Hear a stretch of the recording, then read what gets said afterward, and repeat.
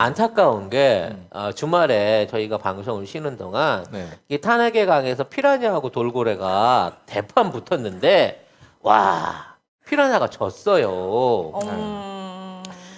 결국은 이제 윤석열이 이 강경하게 이제 당 대표 탄핵 내지는 비대위 와우. 얘기를 꺼내기 시작하면서 준석이를 협박했는데 네. 정말 놀랍게도 아무도 준석이 편을 안 들어줬습니다. 저요. 심지어는 아빠 친구도 안 들어줬어요. 그래도 유승민은 좀 그만하라고 했어요. 자중하라고 했어요. 아니 그러니까 자중하라는 얘기가 네. 네가 참아라 이거잖아. 준수톤한테. 가서 들이받아.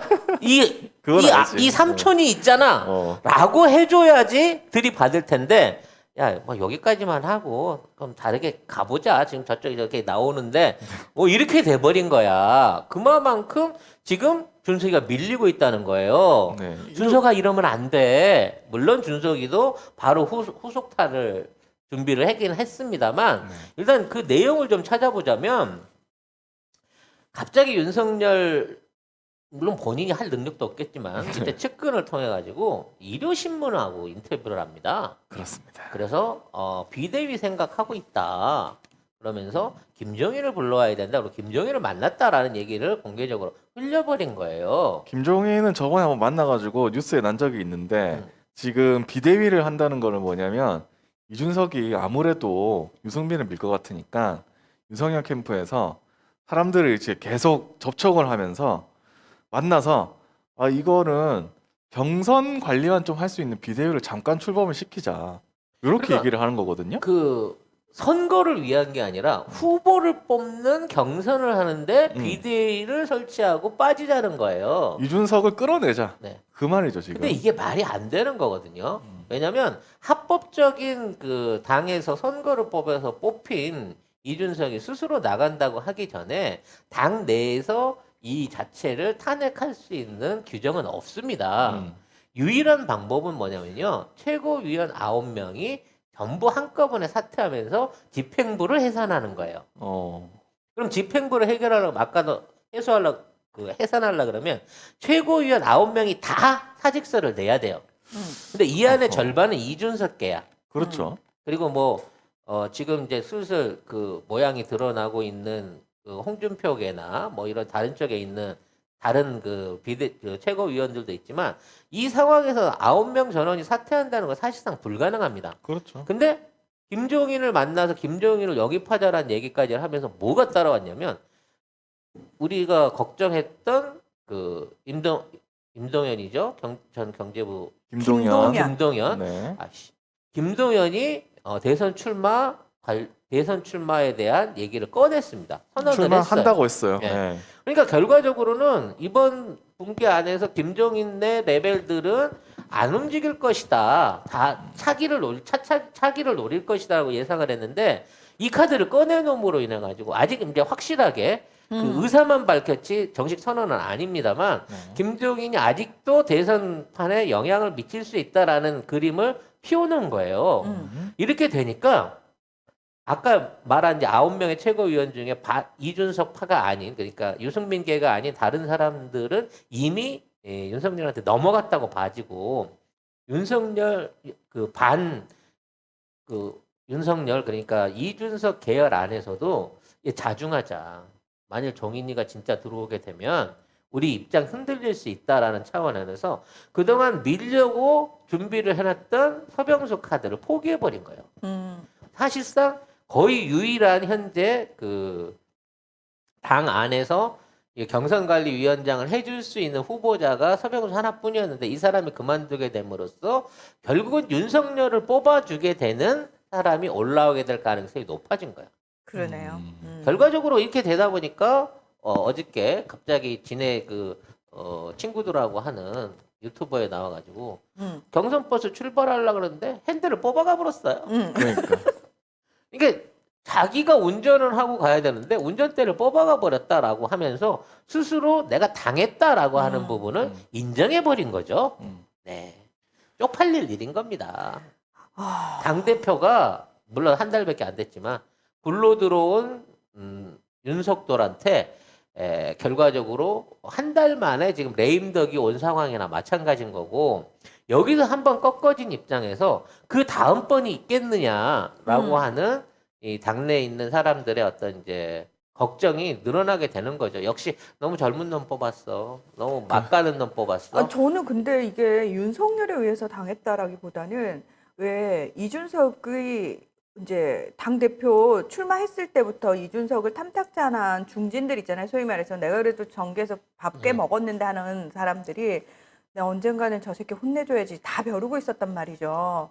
근데 윤석열을 이용해가지고 사실은 그들이 합치지 않더라도 같은 목적, 이준석은 저 새끼 혼내줘야 돼라는 그 같은 목적으로 제가 봤을 때는 뭉쳤다. 그러니까 서로 연락하진 않았어도 그냥 어차피 목적이 같으니까 여기서 치고 저기서 치고 하면서 이준석이 당했다. 저는. 그래서 이제 이준석 입장에서는 어차피 20, 30대 지지층 갖고 내가 여기서 왔는데 그렇죠. 자, 이거 포기하고 갈 수는 없다라고 생각을 했기 때문에 지금 속으로는 꿍해. 근데 더 이상 이제 그 사태를 확전하고 싶지가 않은 거예요. 그래서 이번 경선 운영은 나랑 아무 상관없다. 나 흔들어봐요. 소용없다. 원래 경선 룰이나 이런 것들은 당 안에서 경선 준비위원회에서 한 거지. 내가 무슨 토론회를 하자 그랬냐, 방송 토론을 하자 그랬냐. 나는 그런 적 없는데 결과적으로 그게 마음에 안 든다고 저 깽판을 치면서 결국 토론회를 발표회로 바꿔버리고 그렇죠. 그리고 그 책임을 자기한테 뒤집어 쓰고 있다라고 볼멘 소리를 하고 있는 거예요. 이렇게 되다 보니까 아까 문하나가 지적한 대로 당 안에서 이제 그럼 진짜로 이게 털어야 되겠는데? 라는 생각이 나오고 있는 입장이야. 근데 준석이가 누구야? 복수의 화신이잖아. 뒤끝장 아니냐. 뒤끝장. 바로 일요일 오후에 폭탄 선언을 또 던졌습니다. 수류탄을 던진 거죠. 네. 자, 권익위가 조사하고 있는 부동산 투기 부동산. 관련해서 음. 사실대로 나온다고 하면 엄중히 조치하겠다. 네. 뭐 출당이라든지 민주당이 했던 것처럼 이러한 엄중한 걸 하겠다라고 하면서 사실 누구겠어? 뭐 초선이 뭐 해먹었으면 얼마나 해먹었겠냐. 그 중진들 자기 치고 있는 그 중진들이야 거의 대부분 걸린 그 사람들은. 중진들에 걸려 있는 사람들을 엮어가지고 내가 이게 다 쫓아내 버릴 수도 있어라고 저 나름대로는 안전핀을 뽑았어요. 수류탄을. 그러니까 이준석 입장에서는 어차피 2판 4판이에요. 이렇게 똘똘 뭉쳐서 이 젊은 놈이 너 맛 한번 봐라 이러고 지금 어른들이 어른 다투면 어떻게 행동하고 있는 거를 이준석이 보고 나와서 어른들이 자꾸 나 공격해요라고 징징댈 수도 없어 이제 더 이상. 왜냐하면 처음에는 좀 징징댔는데 나중에는 이준석 보고 뭐라고 그러거든. 너 왜 자꾸 대표가 됐는데 징징대기만 하니? 이러니까 그래? 알았어. 그러면 2판 4판 나 어차피 나 여기서 더 못해 먹어도 괜찮거든. 근데 내가 혼자 죽지는 않는다. 라는 마음일 수밖에 없다라는 거예요. 그래서 이준석은 이미 이제 안전핀은 뽑았고요. 말을 했기 때문에 권익위가 이제 몇 명을 얘기할지 모릅니다. 그렇죠. 투기 대상자로. 네. 근데 최소 10명 이상이 거론되고 있다고 하는데 아마 이 사람들을 강하게 쳐내려고 할 거고 이걸로 또 한 번 당내 반발을 확 일으킬 거예요. 그렇겠죠. 지금 이준석이 당 안에서 이제 가장 그 공격받고 있는 점은 너는 회의를 안 하고 왜 네 마음대로 SNS에 갔다가 네 하려고 네가 트럼프야 이 새끼야 라고 얘기를 하고 있는 상황인 거거든요. 아니, 근데 10년 동안 그거 한 앤데 그렇지. 그거 못하게 하면 어떡해. 그걸로 지금 여기까지 왔는데. 그러니까 결과적으로 지금 그 이준석은 솔로 플레이는 할 수 있어도 조직 장악력은 거의 거의 없는 없는 상태라고 봐야 되는 그렇죠. 거고 조직이 없죠. 그렇게 되다 보니까 안에 일어나고 있는 각종 사고들을 수습을 못하는 겁니다. 아니요. 황보승이 사건 같은 것도 지금 특별한 어떤 얘기도 없이 슬그머니 교체하는 걸로 지금 무마하고 넘어가고 있잖아요. 허은하로 바뀌었죠. 아예. 황보승희 의원 뭐 불륜? 불륜으로 관련해서 사퇴했어요. 대변인 사퇴를 하고 다른 네. 사람을 슬그머니 갖다 껴넣었어요. 아 허은하, 진짜 언제 허은하. 바뀌었지? 허은하로 앉혔어요. 진짜. 진짜 소리 소문 없이 허은하는 제가 대변인 됐어요. 동네방네 막 자랑하고 싶을 텐데. 그래가지고 그 또 저 백신 관련해 헛소리 또 했습니다. 예. 그렇군요. 아무튼 이런 상황 하에서 가면 갈수록 이제 당 대표가 분리가 되기 시작할 거고요. 그래서 윤석열이 윤석열은 이제 지금 있는 상황에서 당 장악 쉽게 되겠구나라고 할 거고 지금 있는 준석은 내가 이걸 뺏기느니 침 뱉어버리고 말지. 내가 이걸 윤석열이 고스란히 떠먹게는 안 해라는 상황에서 자회 행위를 본격화할 가능성이 높아졌다는 거죠. 왜 어차피 내 말 안 들으니까. 그렇지. 아니 어차피 못 먹을 떡이야. 나 어차피 이번 대선 나갈 것도 아니고. 다 라고 먹지 마. 나만 먹는 거 아니야. 다 먹지 마. 같이 먹지 마. 그러면서 이제 흔히 한 애들 그런 땡깡 피운다 그러죠. 그렇지. 나 이씨 침 뱉을 거야. 이씨 나 오줌 쌀 거야. 막 이래가면서 이제 안에서 어린애가 제대로 꼬장을 피는 꼴을 보는 거죠. 이게 똥이 아니고 오줌. 네, 죄송합니다, 여러분. 점심 왠지 시간에. 입에 쩍쩍 붙으시는 게 많이 해보신 솜씨 같으셔요. 예. 그리고 이 기사가 너무 웃긴 게 일요신문 기사가 막판에 이런 게 있습니다. 윤 후보 측의 비대위 카드는 단순히 대선 때문만은 아닌 듯하다.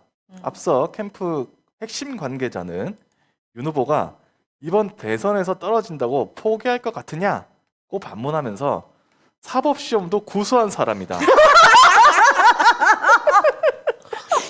대선을 구수를 하려고? 45년은? 정치를 하겠다고 마음먹은 이상 대선 그 후도 보고 있는 것으로 들었다. 그러니까 이낙연만 대박이다. 프랜 B가 있는 게 아니에요. 윤석열도 프랜 B가 있는 거야. 네. 이제는 그 대선 후보가 중요한 게 아니야. 이게 삼성이 안 밀어주는데 뭔 재주로 이게 되겠어. 당을 그러니까 그냥 장악하겠다는 거예요. 국민의 짐이라도 내가 볼모로 쥐고 있어야 그나마 내 목숨 살린다고 생각할 거기 때문에 지금 준석이하고 와우. 윤석열은 제로선 게임을 할 수밖에 없는 거고. 맞습니다. 자, 열심히 싸워라 둘이. 그러다 웬만하면 둘 다 죽어라라고 보고 있는 게 홍준표나 원희룡이나 이런 그렇죠. 사람들인 거예요. 근데 더 웃기는 건 뭐냐면 이 판에 끌고 들어왔던 김무성이나 지금 유승민도 전혀 도와줄 생각을 안 하는 거예요. 아무도 못 도와줍니다. 도와줄 수가 네. 없어요. 지금 본인들이. 유승민이 예. 도와주면 또 야, 네 아빠 친구라고 대표가 밀어준다고 그러냐? 하니까 니 도와주지? 이렇게 되니까 누구 못 그래서 도와줘요. 결국은 자기하고 소통할 수 있는 20, 30대들한테 알게 모르게 윤석열에 대한 부정적인 이미지를 계속 심고 있는 거예요. 그래서 윤석열의 20, 30대 지지율이 폭락을 하면서 지금 윤석열 지지율 5, 60대는 굳건하게 유지가 되고 있는데 윤석열에 대한 지지율이 지금 10% 이상 빠진 게 이준석하고 같이 윤석열을 같은 국민의 짐 레벨로 이해하고 있었던 사람들한테서 아니 우리 준석이를 때려?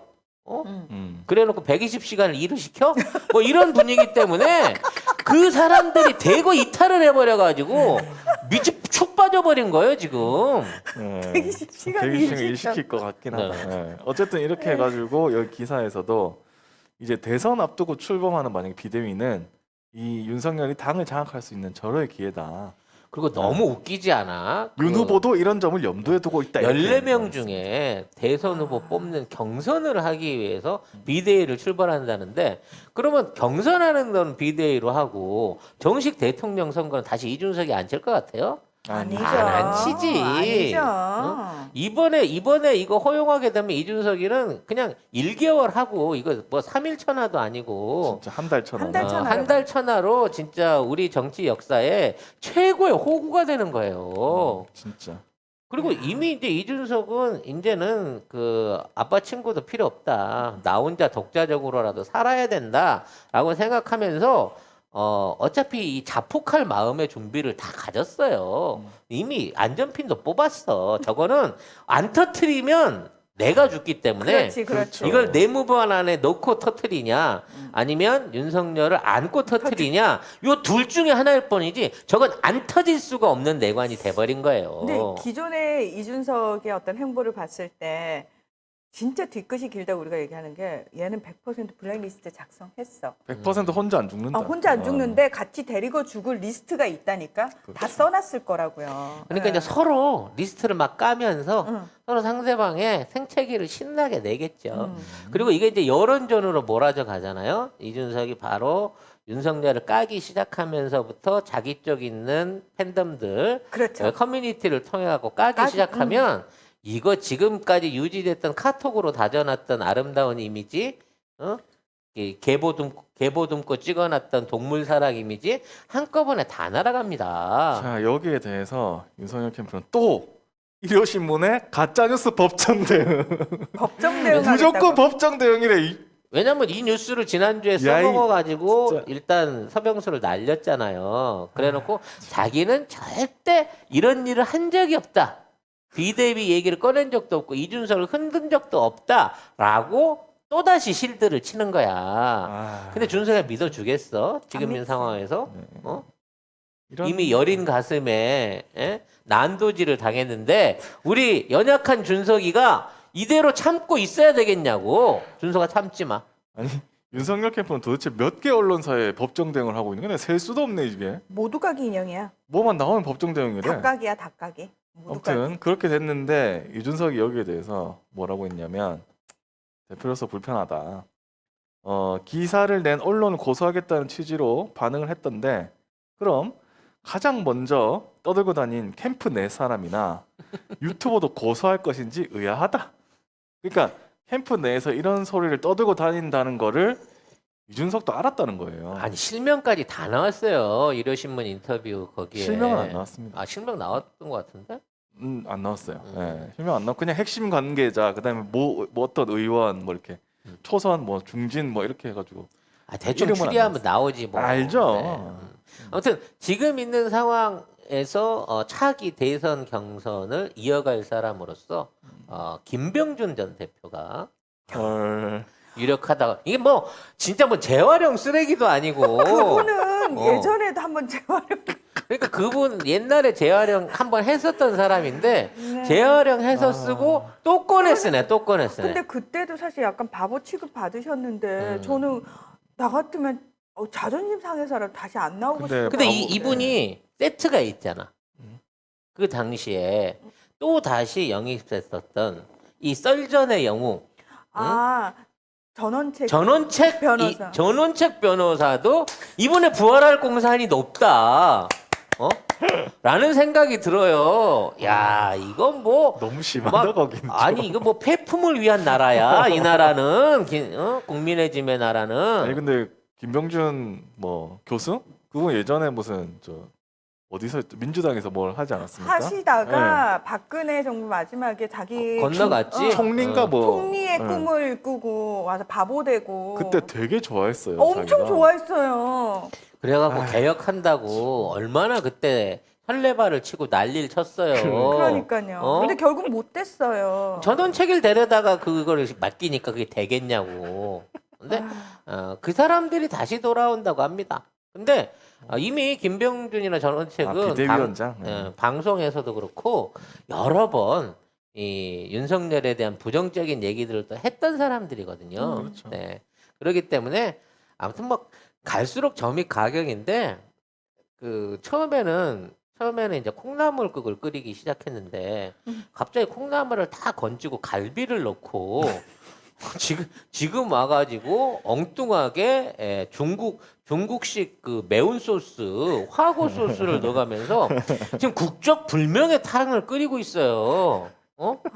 이미 국민한테 약속했던 국민의 짐이 얘기했던 메뉴는 이미 너무 많은 조미료와 너무 많은 부자재들이 들어가기 시작하면서부터 완전히 사라지고 있습니다. 이 보궐선거 때 그 당시에 국민의 짐이 아니에요. 지금 이 내부를 들여다놓고 보면 이게 어디까지 망가지고 도대체 얼마만 이건 뭐 마녀의 그 국그릇도 아니고 온갖 거를 다 쏟아 부어내는 이 잡탕이 결국 무슨 요리가 돼 갖고 나올지 이 요리를 국민들이 선택해서 먹을지 정말 걱정이 됩니다. 오늘 여수 갓김치에서 신제품 김치들을 품평하는 날입니다. 물 갓김치입니다.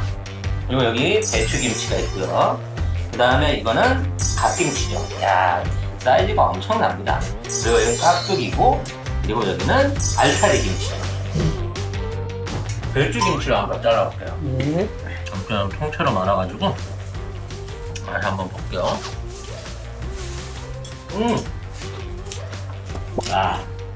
맛이 아주 기가 막혀. 머릿고기하고 같이 얹어가지고요. 엮어서 먹어보려고 합니다.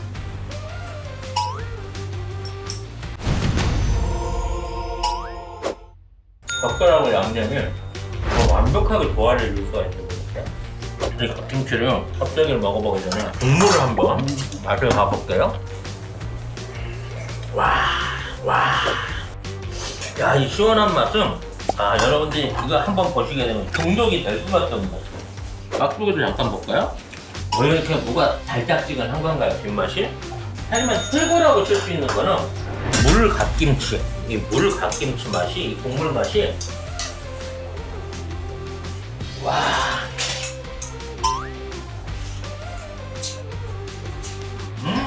최고입니다, 이 맛은. 6종의 신제품 김치들 전부 다 한번 맛보셔도 절대 실망할 일 없으시겠다는 자신감으로 말씀드릴 수 있고요. 기다리던 돼지고기 수육이 나왔습니다. 그냥 볼 거 뭐 있어. 이 김치로 그냥 싸가지고 바로 한 방으로 먹는 거죠.